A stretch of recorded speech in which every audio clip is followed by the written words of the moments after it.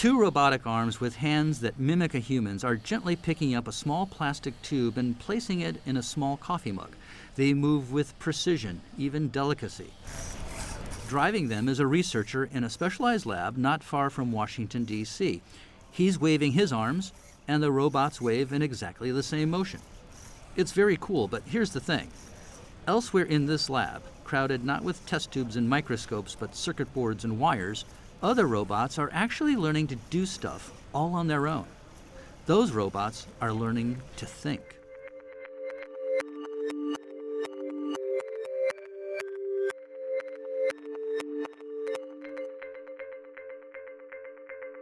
From the Pew Charitable Trusts, this is After the Fact. I'm your host, Dan LeDuc.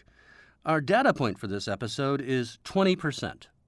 20%, that is 1 in 5 Americans, according to the Pew Research Center, find the concept of machines doing most human jobs in the future to be extremely realistic. Well, if you see what's happening at the Johns Hopkins Applied Physics Lab, you'd likely end up thinking that way too. Their machines are actually learning to think. We got a look inside not long ago for another installment in our Scientists at Work series. The scientist is Ashley Llorens, who directs the lab's Intelligent Systems Center in Laurel, Maryland. We met up with him there and a robot named Isaac. So this is Isaac. This is a research robot. He's a humanoid robot. He's got a torso. He's got 2 arms. The arms have fingers that can move. He's got a head. The head has eyes. The eyes have cameras that allow him to perceive a scene. Picture those crash dummies that you see in the car commercials sometimes. He's a little like that to start, right? Exactly. Okay. And so he's a demonstration system. He's a research system.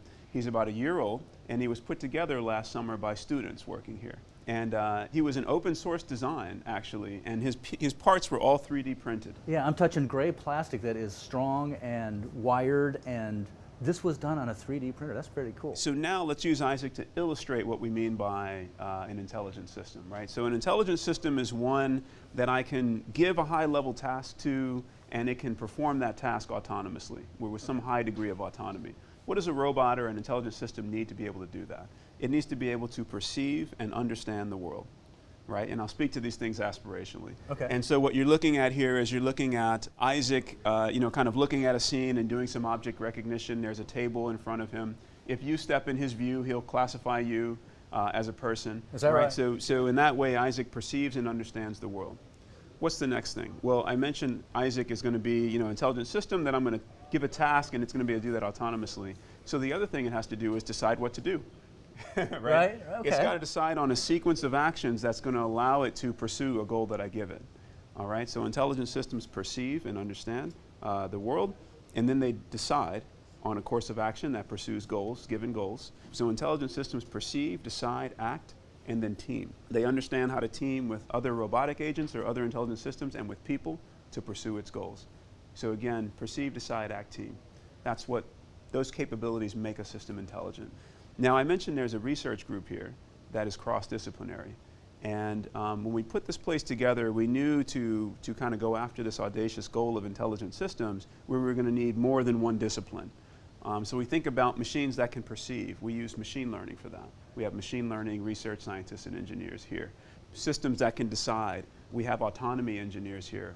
Engineers that work on autonomous systems, which is really about that decision-making function. Mm-hmm. If I want Isaac to actuate himself, to pick something up, I need robotics, I need mechanical engineers. We have those disciplines here. And what's Isaac looking out at right now? So there's a kind of a vision, computer vision-like scene in front of him. There's a table with some objects. There's a cup. There's a little Star Wars figure, banana, a set of fake bananas, a little taxi, a little miniature taxi car, a teddy bear, a plant. Really, it's just a set of objects, and we're testing Isaac's ability here to sort of assign labels to these objects of different kinds. So we see that show then up on this screen, and there are some numbers there, so describe what those are. Yes, and so, for example, Isaac sees, a person in the scene, puts a bounding box around the pixels, particular pixels that belong to the person, puts that label on there, and then has a number between 0 and 1 that represents Isaac's confidence in the label that he's assigned to the person. 0.99, very sure it's a person. 0.1, I don't really know what this is, but it seems closest to a person of all the objects that I have in my repertoire. Right, and then beyond that, we can switch it and see words. And what do those signify? This is a bounded problem for Isaac in that there's some closed universe of possible objects, and you teach the robot through machine learning, here's a series of images that have these labels. Learn to assign these labels to new test images that come from these categories. He will recognize another teddy bear. Yes, so it's on the order of 100 or 200 objects. But if we were to put a stuffed unicorn out there and it wasn't in that initial wave, he might give us a question mark. Actually, a question mark would be progress. Okay. Probably what he'll do is he'll assign it to the closest item in the universe of objects he knows. And then the rating, instead of it being like 0.9 and almost there, it's going to be like 0.1. You would hope. Okay. Right? But actually, the ability to say I don't know itself is a sign of intelligence, right? When you think about a person that speaks beyond their expertise, do you think about that person as, we see the word alive now on the screen. Yes, we yeah, do. okay. And he's basically saying, this object seems to have attributes in common with other things that people have described as living. And what's he saying about the teddy bear, for example? Brown makes you happy and hairy. And this just happens to be the way that people have described objects with attributes like these in the training set that we Makes gave you to happy. That's kind of cool. So instead of saying, here's instances of 100 different categories of items, assign those same labels, we say, hey, here's 100 items, and here's how people have described these items.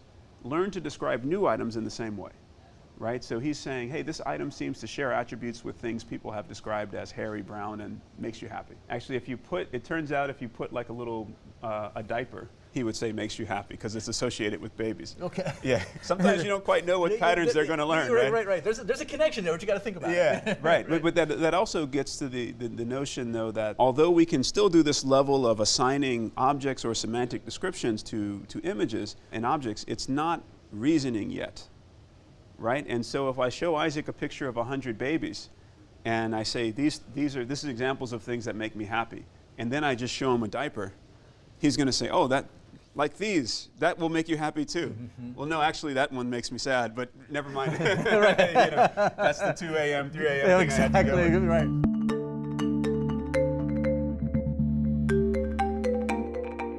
You've been here since you got out of graduate school, right? Yes. So 15 years, 20 years? 15 years, yeah. Okay. It feels like the advances are so great that it's like being able to rub Aladdin's lamp and get your wish. But we want Aladdin to be ethical and smart enough to be able to say, no, we don't want you to have that or something. Yeah, it's interesting. I love the Aladdin's lamp. First of all, Aladdin's one of my favorite movies. Okay. But also I think it's a good kind of motivating example for this emerging field of AI safety research.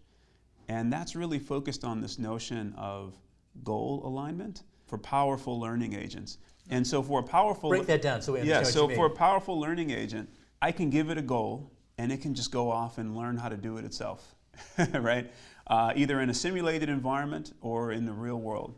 And so a powerful system like that, I mean, think about, a machine learning system with the cognitive abilities of a person. A blank brain that I can give a task to and it can extrapolate its own ability to do that task. So when I say powerful learning agent, you could have that vision in your mind. Well, such a system would be like a genie in a lamp, right? Or a genie in a bottle or what have you. And the idea there is, and the reason those genie movies are so entertaining is because the genie gives you exactly what you asked for, which may not be exactly what you want.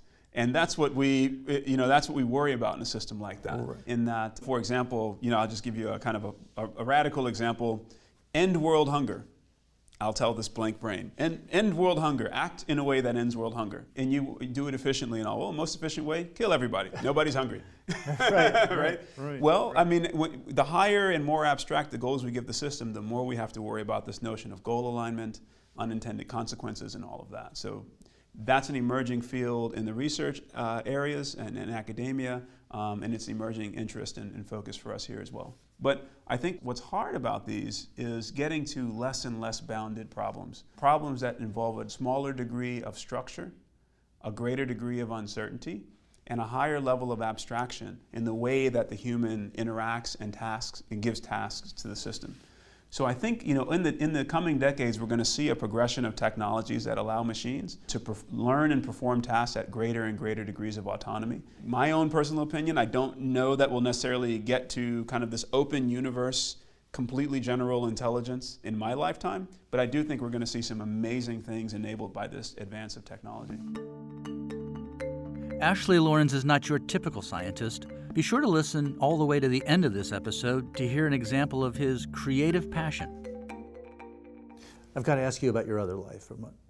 You rap as well, and you're a talented musician. I came here about 15 years ago with the idea that I was only going to stay a few years and fund my record label and leave. So that was my plan. And I think the reason was I didn't really understand engineering, as we do it here, as a creative pursuit. I knew I wanted to be creative, and I knew I wanted to, to think big and explore the world and do all these things. And I just didn't see that in an engineering career path, even though I enjoyed kind of the academic aspects of it. So I think what I've discovered, if science is the process of creating new knowledge, engineering is the process of using that knowledge to make technologies that improve our lives. And so that's a fundamentally creative thing. So I found a way to kind of pursue that aspect of what I was looking for out of life in the context of my engineering career. And by the way, I didn't give up on the music career either. So I was doing things like on a Thursday, getting off work and flying to Amsterdam and doing a show and doing a record signing at a local record shop. And then I'm back at work on Tuesday. Wow. So that was like my first 10 years of working here. What changed? I had kids. Yeah. So I don't do that quite as much. Yeah. It's not as popular with the family. But yeah, so that's been kind of my own dual path. Now I find different ways of combining the things.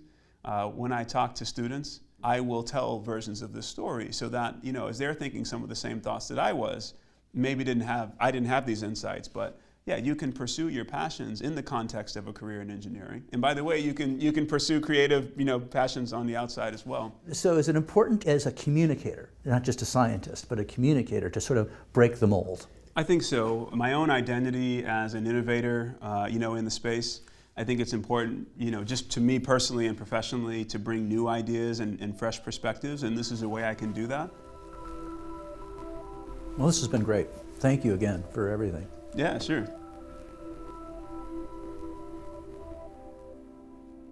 In addition to his work with the Johns Hopkins Applied Physics Laboratory, Ashley Llorens also serves as an advisor to the Evidence Initiative, a project from the Economist Group and the Pew Charitable Trusts that presents the case for evidence-based decision-making. We hope you enjoyed this audio tour of the lab.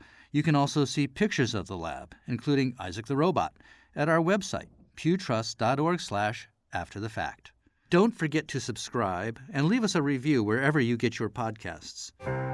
Thanks for listening. For the Pew Charitable Trusts, I'm Dan LeDuc, and this is After the Fact.